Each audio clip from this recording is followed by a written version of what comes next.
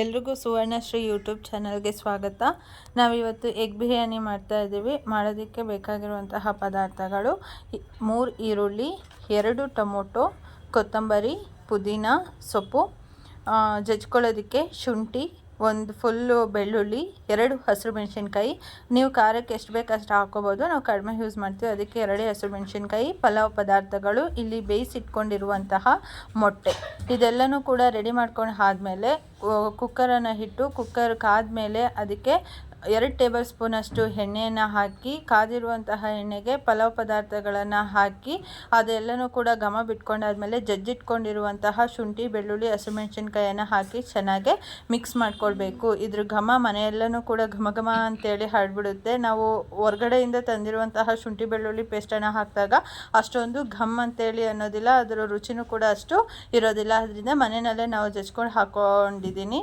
ಅದೆಲ್ಲನೂ ಕೂಡ ಚೆನ್ನಾಗಿ ಹಸಿ ವಾಸನೆ ಹೋಗಿ ಘಮ ಬಿಟ್ಕೊಂಡು ಆದಮೇಲೆ 3 ಈರುಳ್ಳಿಯನ್ನು ಹಾಕ್ಕೊಂಡಿದ್ದೀನಿ. ಆ ಈರುಳ್ಳಿ ಎಲ್ಲನೂ ಕೂಡ ಚೆನ್ನಾಗಿ ಫ್ರೈ ಆದಮೇಲೆ ಅದಕ್ಕೆ ಹಚ್ಚಿಟ್ಕೊಂಡಿರುವಂತಹ ಕೊತ್ತಂಬರಿ, ಪುದೀನ ಸೊಪ್ಪನ್ನು ಒಂದೊಂದು ಸ್ವಲ್ಪ ಹಾಕ್ಕೊಂಡಿದ್ದೀನಿ. 2 ಸೇರಿಸಿ 1 ಹಿಡಿಯಷ್ಟು ಆಗುತ್ತೆ. ಅದಷ್ಟನ್ನು ಕೂಡ ಚೆನ್ನಾಗಿ ಫ್ರೈ ಮಾಡಿಕೊಂಡು ಕೊತ್ತಂಬರಿ ಸೊಪ್ಪು ಮತ್ತು ಈರುಳ್ಳಿ, ಶುಂಠಿ, ಬೆಳ್ಳುಳ್ಳಿ, ಹಸಿರು ಮೆಣಸಿನ್ಕಾಯಿ ಎಲ್ಲನೂ ಕೂಡ ಒಂದು ಹದಕ್ಕೆ ಬೆಂದ ಮೇಲೆ ಅದಕ್ಕೆ ಹಚ್ಚಿಟ್ಕೊಂಡಿರುವಂತಹ 2 ಟೊಮೊಟೊವನ್ನು ಹಾಕಿ ಅದನ್ನು ಕೂಡ ಮಿಕ್ಸ್ ಮಾಡ್ಕೊಳ್ತಾ ಇದ್ದೀನಿ. ಮಿಕ್ಸ್ ಮಾಡ್ಕೊಂಡು ಆದಮೇಲೆ ನಾನು ಮನೆಯಲ್ಲೇ ಮಾಡಿಟ್ಕೊಂಡಿರುವಂತಹ ಸಾಂಬಾರ್ ಪೌಡರನ್ನು ಹಾಕ್ತಿದ್ದೀನಿ. ನೀವು ಬೇಕಾದರೆ ಎಗ್ ಬಿರಿಯಾನಿ ಮಸಾಲ ಪೌಡರು ಅಥವಾ ಚಿಕನ್ ಬಿರಿಯಾನಿ ಪೌಡರು ಇಲ್ಲ ಚಿಕನ್ ಮಸಾಲ ಯಾವುದನ್ನಾದ್ರೂ ಕೂಡ ಹಾಕ್ಕೋಬೋದು. ನಾವಿಲ್ಲಿ ಮನೆಯಲ್ಲೇ ಮಾಡಿರುವಂತಹ ಸಾಂಬಾರ್ ಪೌಡರನ್ನು 1 ಟೇಬಲ್ ಸ್ಪೂನಷ್ಟು ಹಾಕ್ಕೊಂಡು ಅದನ್ನು ಚೆನ್ನಾಗಿ ಮಿಕ್ಸ್ ಮಾಡಿಕೊಂಡು ಅದಕ್ಕೆ ರುಚಿಗೆ ತಕ್ಕಷ್ಟು ಉಪ್ಪನ್ನು ಹಾಕ್ಕೊಳ್ತಿದ್ದೀನಿ.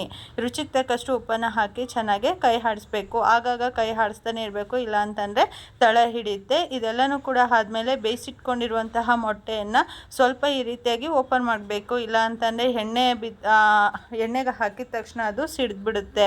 ಇದೆಲ್ಲನೂ ಕೂಡ ಎಣ್ಣೆ ಬಿಟ್ಕೊಂಡಾದ್ಮೇಲೆ ಇಲ್ಲಿ ಎಗ್ಗನ್ನು ಕೂಡ ಹಾಕಿ ಅದನ್ನು ಚೆನ್ನಾಗಿ ಮಿಕ್ಸ್ ಮಾಡ್ಕೋಬೇಕು. ಯಾಕಂತಂದರೆ ನೀವು ಅಕ್ಕಿ ತೊಳೆದ್ಮೇಲಾದ್ರೂ ಕೂಡ ಹಾಕ್ಕೋಬೋದು, ಆದರೆ ಮೊಟ್ಟೆಯಲ್ಲಿ ಮಸಾಲೆ ಯಾವುದೂ ಕೂಡ ಹಿಡ್ದಿರೋದಿಲ್ಲ. ಅದರಿಂದ ನಾನು ಏನು ಮಾಡ್ತಿದ್ದೀನಿ ಅಂತಂದರೆ ಫಸ್ಟಿಗೆ ಹಾಕ್ಕೊಂಡು ಅದನ್ನು ಕೂಡ ಚೆನ್ನಾಗಿ ಬೆಂದ ಮೇಲೆ ನಾನು 1 ಲೋಟಕ್ಕೆ 2 ಲೋಟದಷ್ಟು ನೀರನ್ನು ಹಾಕ್ಕೊಳ್ತಿದ್ದೀನಿ. ಮೊದಲೇ ನಾನು ಬಿಸಿ ನೀರನ್ನು ಕಾಯಿಸಿ ಇಟ್ಕೊಂಡಿದ್ದೆ, ಅದರಿಂದ ಇಲ್ಲಿ 1 ಲೋಟಕ್ಕೆ 2 ಲೋಟ, ನೀವೆಷ್ಟು 2 ಲೋಟ ಅಕ್ಕಿ ತೊಗೊಂಡ್ರೆ ನೀವು 4 ಲೋಟದಷ್ಟು ನೀರನ್ನು ಹಾಕ್ಕೋಬೋದು. ಈ ನೀರೆಲ್ಲನೂ ಕೂಡ ಚೆನ್ನಾಗಿ ಕುದಿಯೋ ಟೈಮಲ್ಲಿ ತೊಳೆದಿಟ್ಕೊಂಡಿರುವಂತಹ ಅಕ್ಕಿಯನ್ನು ಹಾಕಿ ಅದನ್ನು ನೀವು ಚೆನ್ನಾಗಿ ಮಿಕ್ಸ್ ಮಾಡ್ಕೊಳ್ಬೇಕು. ಚೆನ್ನಾಗಿ ಮಿಕ್ಸ್ ಮಾಡ್ಕೋಬೇಕು, ಇಲ್ಲ ಅಂತಂದರೆ ತಳ ಹಿಡಿದ್ಬಿಡುತ್ತೆ. ಈ ಒಂದು ಹದದ ಟೈಮಲ್ಲಿ ನೀವೇನು ಮಾಡಬೇಕು ಅಂತಂದರೆ ರುಚಿ ಎಲ್ಲನೂ ಕೂಡ ಉಪ್ಪು ಸಾಕಾ ಅಂತೇಳಿ ನೋಡಿಕೊಂಡು ಬೇಕಾದರೆ ಇನ್ನೊಂದು ಸ್ವಲ್ಪ ಉಪ್ಪನ್ನು ನೀವು ಸೇರಿಸ್ಕೊಳ್ಬೋದು. ಈ ರೀತಿಯಾಗಿ ನೀವು ಲಿಡ್ಡನ್ನು ಕ್ಲೋಸ್ ಮಾಡೋ ಅಷ್ಟರಲ್ಲಿ 2-3 ಸಲ ನೀವು ಈ ಥರ ಕೈ ಆಡಿಸ್ತಾ ಇರಬೇಕು, ಇಲ್ಲ ಅಂತಂದರೆ ಅಕ್ಕಿ ತಳ ಹಿಡಿದ್ಬಿಡುತ್ತೆ. ಈಗ ನೀವು ಲಿಡ್ಡನ್ನು ಕ್ಲೋಸ್ ಮಾಡಿಕೊಂಡು ಆ ಲಿಡ್ ಕ್ಲೋಸ್ ಆದಮೇಲೆ ಅದು ಎಗ್ ಬಿರಿಯಾನಿಗೆ 1 ವಿಸಲ್ ಸಾಕು. ಯಾಕಂತಂದರೆ ಇದು ನಮ್ಮ ಮನೆಯಲ್ಲಿ ಊರಿನಿಂದ ಬೆಳೆದಿರುವಂತಹ ಹಚ್ಚಿ ಆಗಿರೋದ್ರಿಂದ ನಾವು 1 ವಿಸಲನ್ನು ತೊಗೊಂಡಿರ್ತೀವಿ. ಈಗ 1 ವಿಸಲ್ ಆದಮೇಲೆ ಅದನ್ನು ಓಪನ್ ಮಾಡಿದಾಗ ಘಮ ಘಮ ಅನ್ನುವಂತಹ ಎಗ್ ಬಿರಿಯಾನಿ ರೆಡಿಯಾಗಿದೆ. ಯಾರೆಲ್ಲನೂ ಕೂಡ ನಮ್ಮ ಚಾನಲನ್ನು ಸಬ್ಸ್ಕ್ರೈಬ್ ಮಾಡಿಲ್ಲ, ಪ್ಲೀಸ್ ಸಬ್ಸ್ಕ್ರೈಬ್ ಮಾಡ್ಕೊಳ್ಳಿ, ಲೈಕ್ ಮಾಡಿ, ಕಮೆಂಟ್ ಮಾಡಿ, ಶೇರ್ ಮಾಡಿ. ನೀವೂ ಕೂಡ ಒಂದ್ಸಲ ಈ ಎಗ್ ಬಿರಿಯಾನಿಯನ್ನು ಎಲ್ಲರೂ ಹೋಗಿ ಬಂದಾಗ ತುಂಬ ಸುಸ್ತಾದಾಗ ಏನಪ್ಪ ಅಡುಗೆ ಮಾಡೋದು ಅನ್ನೋ ಟೈಮಲ್ಲಿ ಮಾಡ್ಕೋಬಹುದು. Thank you.